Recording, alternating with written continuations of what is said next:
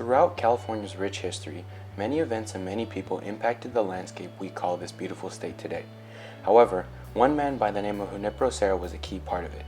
Serra's early life and his exploration of Baja California led to the creation of the mission system and the famous El Camino Real. These two factors are key parts to California, and without Serra and his life experiences, California would not be what it is today.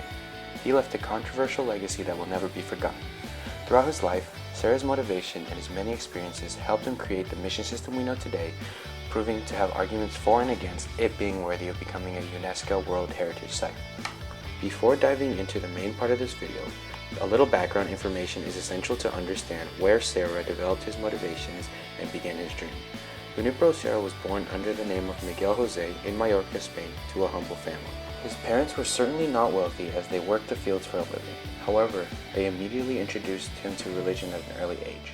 He was baptized the day he was born and continued to follow religion throughout his early life. Serra went to a school taught by Franciscan monks and desired to join priesthood from the young age of 15.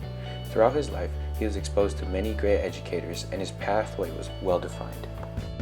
He also chose the name Junipero after starting the process of becoming a priest, which I personally believe marked the beginning of his religious journey. This point marked the beginning where he got to make his own decisions and chose his own destiny. His life up to this point was basically predetermined. This moment allowed him to realize that he was also doing this for himself.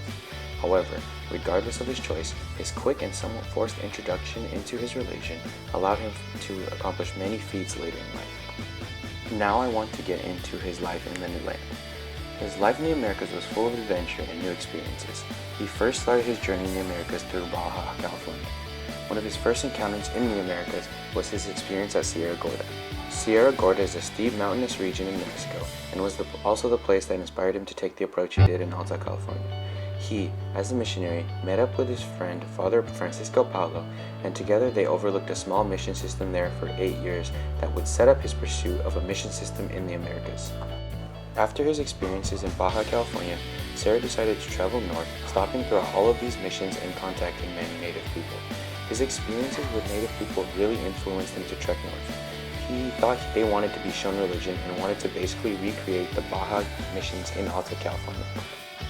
However, at the same time his religious faith grew and grew every minute, Junipero Serra also faced the troubling issue of severe leg problems, crippling but not stopping him from wanting to achieve his goals.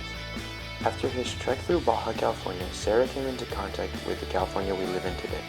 Different groups had different motivations for the mission system that he built, and I want to focus on mostly the Spanish and Serra's own motivation.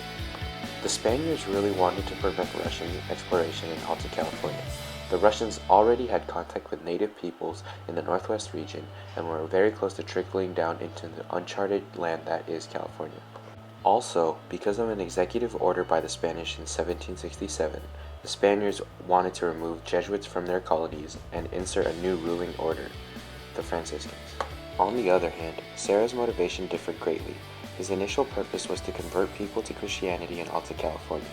He had no shared business plan with the Spaniards and their desired prevention of Russian exploration. Their viewpoints just coincidentally aligned into taking over Alta California. But from what he learned in Baja California, Serra felt as if the native people wanted his and his Franciscans' help. He desired to form a newer and better mission system in Northern California. Though his view was clear, his interaction with native people was anything but clear. Initially, on his journey north to San Diego from Mexico, he felt sorry for native people after he met some families at Guadalupe. From Serra's journal with added commentary, Serra's encounter with them left a deep impression on him, for the devotional song they chanted for him convinced him that Christianity had taken root among these people. This filled him with hope for the project he was undertaking farther north. His encounter with these people really motivated him to continue what he was trying to do in the first place. However, over time, he felt as if the natives did not share his vision of converting them to Christianity. Within the mission system and after it was established, Serra realized that their views were nothing close to his. Many rebellions and issues occurred. There were accounts of homicide and conflict between peoples.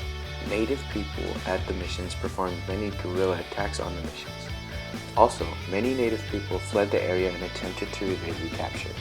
Specifically, many things happened regarding the San Diego mission. In November 1775, Kumeyaay warriors attacked the mission. They killed a priest and ruined the church, burning down a lot of it.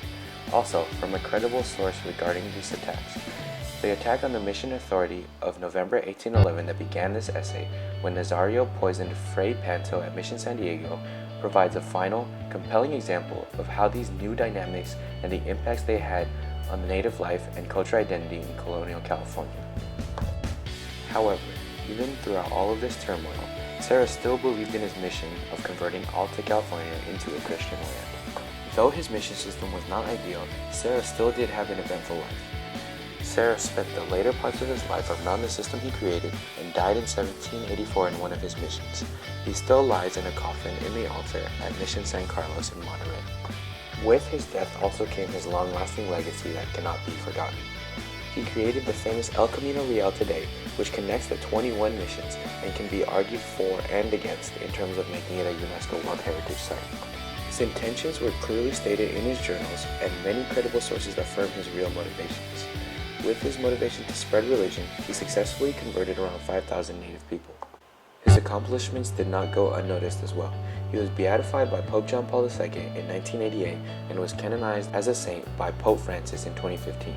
However, due to the circumstances that he was dealt with, especially with the forcing of natives and the conflict that ensued, many people did not believe he was worthy of becoming a saint.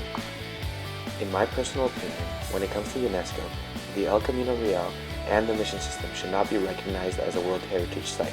Though Serra's intentions were pure, the result of his actions were anything but pure. Also, the mission system failed to last due to the rebellious behavior, blood, and violence in a system that promoted peace. The people enforcing the system were too violent and forceful when the goal was to promote a non-violent religion.